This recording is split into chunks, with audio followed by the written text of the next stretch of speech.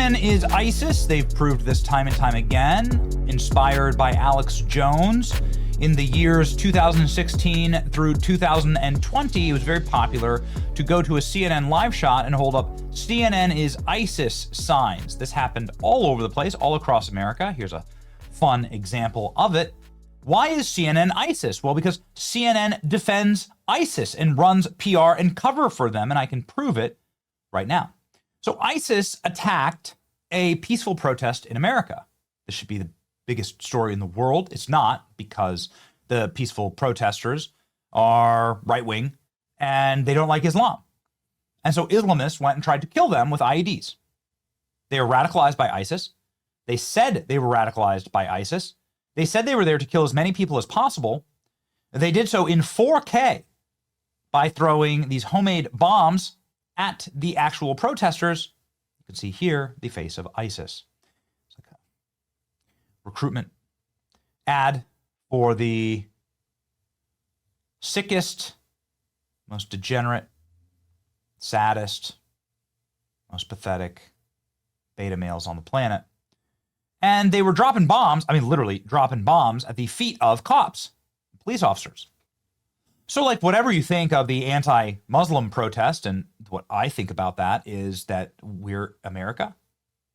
You have an obligation, actually, to protest the things that you disagree with. You have a fundamental right, human right, to do that. So that's what Jake Lang was doing. There's nothing wrong with what he was doing, whether you agree with it or not. It's totally legal. Anyway, these homegrown ISIS terrorists live in mansions, multi-million-dollar mansions. You can see both their homes right here. Their parents were just newly naturalized. They're from Afghanistan and Syria. So what the hell is going on here? Clearly, they're living off the taxpayer dollar. Clearly, this is like a Smalley fraud scheme money. I mean, obviously, what's going on here is America is paying welfare and obscene amounts of taxpayer dollars to first-generation migrants in order to try and prove that anybody can become an American. Nope. And that migration is so successful in this country. It isn't. It's been terrible. And if you actually look at the data for what's going on here, you'll see that this tracks with a obscene amount of radical Islamic terrorism. We watched this young National Guardsman get a Purple Heart. He was shot in the head by a refugee from Afghanistan, Mr. Lankwall, who the CIA trained to be a mass killer, and then he went and he murdered National Guardsmen on the streets of Washington, D.C. The White House was locked down just this morning because a van, driven by we're not exactly sure who, smashed into the gate of the White House this morning. Iran is activating sleeper cells, according to our intel agencies. Places with very, very high Muslim populations. 10% of Oslo is Muslim now. A lot of them are Iranian and Somali. It's crazy. Our embassy there was attacked. Anyway, the point is that CNN wants to try and protect ISIS. CNN is ISIS. And for the second time in the same number of days, CNN has decided to protect ISIS because CNN is ISIS. CNN has had to apologize once again for fake claims about the ISIS terrorist attack in New York City. What happened? Well, the first time, CNN wrote this headline, venerating and glorifying the ISIS members. Get a load of this. 2 Pennsylvania teenagers crossed into New York City on Saturday morning for what could have been a normal day, enjoying the city in warm weather.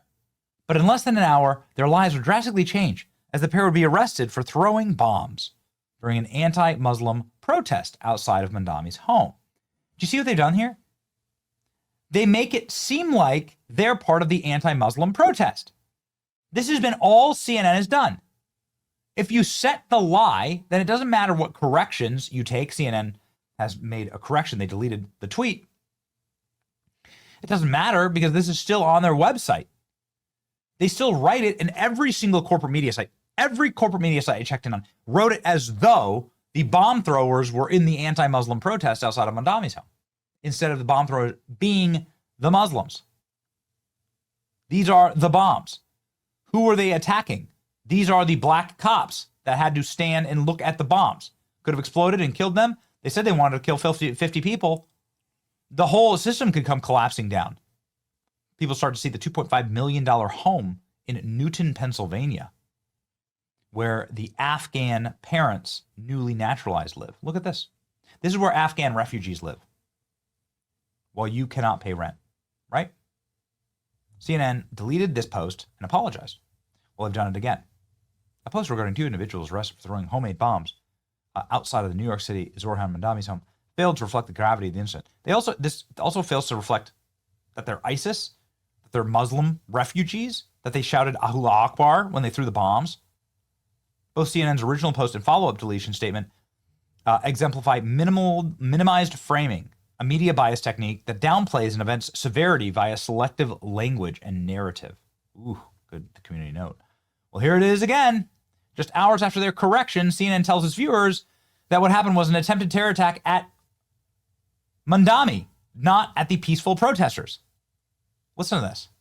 Thing really to condemn those and say Muslims don't belong here after an attempted terror attack against New York's Mayor Zoran Mamdani, and the House Speaker Mike Johnson says nothing.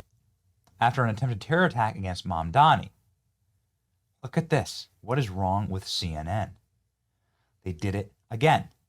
CNN's Abby Phillips panics and retracts her insane claims Muslim bombers were targeting Mamdani. We expect an on-air correction. X is not enough. So Abby Phillips has run and screamed and said, oh no, I'm sorry. Look at this. I want to correct something that I said last night.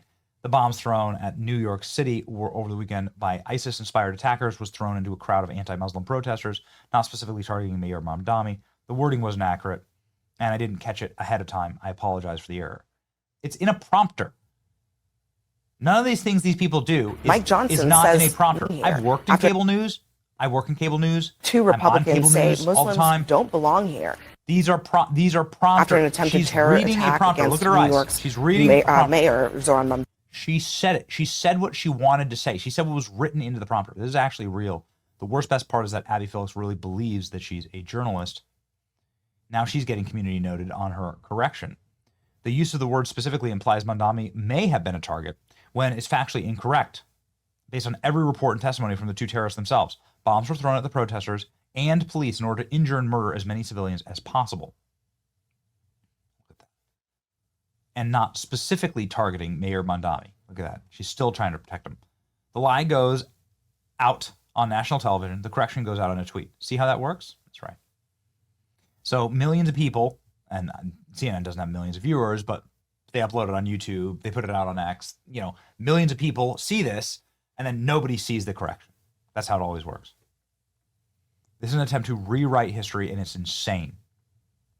ISIS throws an IED, and CNN says it's an attack on Mamdani. CNN is ISIS. That's right.